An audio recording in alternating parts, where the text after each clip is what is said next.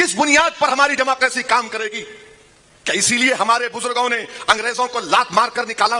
क्या इसीलिए हमारे बुजुर्गों ने काला पानी की सजा काटी कि एक मेंबर ऑफ पार्लियामेंट जब पूना को आएगा तो यह कहा जाएगा कि तेरी जान को खतरा है, तू भड़काऊ भाषण देता है, तू लोगों को डराता है? अरे गाली देना है तो इससे और बदतरीन गाली क्या हो सकती है? आप मुझे इसलिए कह रहे हैं कि मेरा नाम असदुद्दीन ओवैसी है। आखिर कितने नोटिस दोगे मुझे? महाराष्ट्र में नोटिस, हर जगह नोटिस। मैं क्या बोलता हूं? केस बुक करो ना मेरे पे। क्या कितना केस बुक हुआ बताओ? महाराष्ट्र में 3 साल से तकरीर कर रहा हूं मैं। वही कांग्रेस की जालिम हुकूमत थी, राष्ट्रवादी की थी, तो हर बार मुझे रोकते थे, मैं खामोश बैठता गया। एक बार मालेगांव को गया रमजान के महीने में 2013 में, इफ्तार की दावत थी, मुझे रोक दिया गया हाईवे के ऊपर। मैंने कहा मैं इफ्तार की दावत में जा रहा हूं, जलसे के लिए नहीं जा रहा हूं। तो कहा गया कि नहीं आप नहीं जा सकते। मैं रोजा खोलने जा रहा हूं, मैं हैदराबाद से 7 घंटे का सफर करके आऊं, मुझे रोजा खोलना है, नमाज पढ़ना है, मुझे वजू करना है, नहीं जाने दिया मुझे। मैं खामोश हो गया। कहां कहां मुझे नोटिस नहीं दिया, खामोश हो गया। याद रखो, मेरे सब्र का इम्तिहान मत लो। तुम लोगों को वास्ता पड़ा होगा दीवानों से, मगर मैं इन दीवानों का बाप हूं, याद रखो। अगर मैं रोड पे निकल जाऊंगा, मैं अपनी बात को मनवा कर आऊंगा। मैं बार बार कह रहा हूं कि जेल मेरी आवाज को नहीं दबा सकती, सिर्फ मेरी आवाज को कोई चीज दबा सकती है तो मेरी मौत। तो मारने वाले मार मुझे, मैं खड़ा हूं तेरे सामने, और मैं जलसा करके इसी रोड से जाऊंगा, अकेले जाऊंगा। कोई मजलिस का इम्तियाज जलील नहीं आएंगे, कोई नहीं आएगा, मैं अकेला जाऊंगा। मैं देखना चाह रहा हूं कि कौन मुझे मारना चाहता। मारो मुझे, जूता मारो, गोली मारो, पत्थर मारो, जो मारना है मारो मुझे। क्या मजाक बना के रख दिया है जमहूरियत का? किस लिए हम टैक्स पे कर रहे हैं कि एक मेंबर ऑफ पार्लियामेंट बोल नहीं सकता?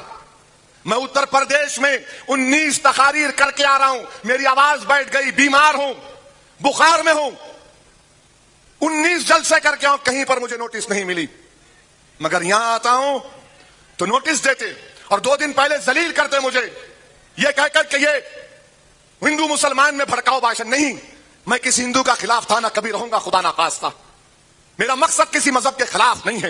हां, मैं फख्र के साथ कहता हूं कि मैं मुसलमान हूं, मुझे फख्र है इस बात का। क्यों फख्र है? क्योंकि कॉन्स्टिट्यूशन मुझे इस बात की इजाजत देता, मैं अपनी मजहब पर चल सकता हूं। मगर ये जलील करना, ये कौन सी ईमानदारी की बात है? क्या कर रहा है महाराष्ट्र का स्टेट इलेक्शन कमीशन? अगर इलेक्शन ऐसा होगा तो फ्री एंड फेयर नहीं होगा इलेक्शन। किसी और पॉलिटिकल लीडर को नोटिस नहीं देंगे, सिर्फ असदुद्दीन ओवैसी को देंगे। दूसरे आएंगे चले जाएंगे, दूसरों के ताल्लुक से नहीं कहते कि तुम्हारे भाषण से लोगों में तनाव पैदा होगा, नहीं, मेरे भाषण से होगा। बताओ, ये सेक्युलरिज्म है, ये रूल ऑफ लॉ है, ये फंडामेंटल राइट्स है, ये कॉन्स्टिट्यूशन का पास और लिहाज है, ये model of code of conduct है? क्या है मुझे बताओ। मेरे भाई, अफसोस होता है, मुझे अफसोस होता है कि हमारा मुल्क किस रास्ते पर जा रहा है। जो लोगों की सोच है, याद रखो, तुम मुझे आज इस तरह कह कहकर नोटिस देकर मुझे जलील कर रहे हो, मगर याद रखो, जिस चीज की आप शुरुआत कर रहे हैं उसमें हिंदुस्तान की जमहूरियत कमजोर ना पड़ जाए, खुदा ना खास्ता। अजीब और गरीब मामला है। एयरपोर्ट से उतरते की नोटिस दो ना, देवेंद्र फडणवीस को नोटिस दो, मॉडल कोड ऑफ कंडक्ट है, सब बराबर है, कोई बड़ा नहीं कोई छोटा नहीं।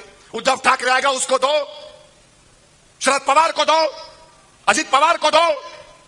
क्या पूना किसी की बाप की जागीर नहीं है? पूना सब हिंदुस्तानियों का है, हर मजहब के मानने वालों का है।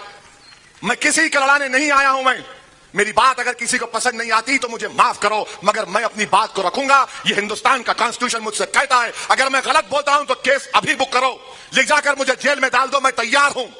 अगर तुम ले जाकर ख्वाजा यूनुस की तरह मुझे एनकाउंटर करना चाह रहे, कर दो, मैं मौत से नहीं डरने वाला। एक नहीं 25 गोलियां मारो और मेरी लाश को छोड़ दो किसी चौराहे पर। क्या तमाशा बना के रखा है यहां का? अगर कोई पॉलिटिकल पार्टी डरती है तो डरना पड़ेगा, याद रखो तुमको। मैं जब तक जिंदा हूं तुमको डरा डरा कर गरीबों मजलूमों का काम करा के रहूंगा। कौन जवाब देगा इसका? किसके सामने जाकर मैं फरियाद करूंगा? बताओ आप, किसके सामने जाकर मैं लोगों में एतमाद दिलाऊंगा? अरे मेरा यहां पर आना, तकरीर करना और डालना नहीं डालना अलग बात है, मगर मेरा यहां पर आना, अवाम से मुखातिब करना, क्या मैं हिंदुस्तान की जमहूरियत को मजबूत नहीं कर रहा हूं? जो लोग इस तरह की सोच रखते हैं, मैं उनसे रिक्वेस्ट कर रहा हूं, बदलो अपनी सोच को, बदलो अपनी सोच को। मुझे इंसान समझो, मुझे पैट्रोनाइज मत करो, मुझसे नफरत मत करो। मैं इज्जत चाहता हूं, अगर तुम नहीं दोगे तो अल्लाह भी देगा, कॉन्स्टिट्यूशन भी देगा। मुझे एक तमाशा बना के रख दिए, परमिशन यहां नहीं देंगे, वहां देंगे। ठीक है, आपका बोलना सही था कि जगह छोटी पड़ेगी, मैं तैयार हूं, मगर यह क्या बात है कि तुम्हारी तकारीर, तो आपने कितने केस बुक किए मुझ पे?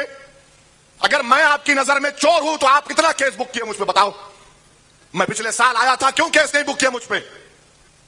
अरेस्ट करना था मुझे, लगाना था 153A, 295 लगाना था, मखोका लगाना था, कुछ भी लगा देना था, मगर आप केस नहीं बुक करते मुझ पर, अमन रहता है। और आज आप मुझे कहते हैं, मेरे भाई यही तो मेरी लड़ाई है। मेरी लड़ाई क्या है कि आपकी आवाज को सुना जाए। मेरी लड़ाई यह है कि मेरी मर्जी के मुताबिक मैं सोचूंगा। कोई मुझे कहेगा कि नहीं ऐसा मत सोचो, इस तरह सोचो, मैं तैयार नहीं हूं। मैं मर जाऊंगा मगर किसी और की सोच को अपने दिमाग में नहीं डालूंगा। मैं जो सोचूंगा वो सही है या गलत है, वो अवाम फैसला करेगी। ये जमहूरियत की खूबसूरती है, ये डेमोक्रेसी का राइट है, ये डेमोक्रेसी का स्ट्रेंथ है कि what I believe is my right, I am not imposing on you. मैं जो सोचता हूं